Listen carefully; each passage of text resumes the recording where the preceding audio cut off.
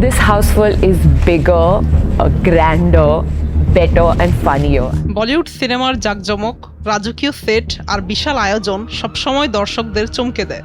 রূপালী পর্দার এই জমকালো রূপ ফুটিয়ে তুলতে পর্দার আড়ালে কী পরিমাণ অর্থ এবং জনবল ব্যয় হয় তা সাধারণ মানুষের ভাবনারও বাইরে।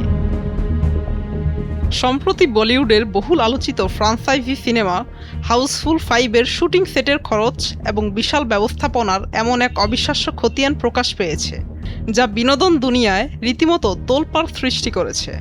শুধু যুক্তরাজ্যের লন্ডনে হওয়া শুটিং শিডিউলের জন্যই ছবিটির বাজেট ধরা হয়েছে 115 কোটি টাকা। এই বিপুল অঙ্কের টাকা শুধু তারকাদের পারিশ্রমিক নয়, বরং শুটিং সেটের প্রাত্যহিক ব্যবস্থাপনায় ব্যয় হচ্ছে। জানা গেছে লন্ডনের এই বিশেষ শুটিংয়ে প্রতিদিন প্রায় 900 জন মানুষ নিরলসভাবে কাজ করে যাচ্ছেন। তারকা ও কলাকুশলীদের সুবিধার জন্য সেটে রাখা হয়েছে 50টি বিলাসবহুল ভ্যানিটি ভ্যান।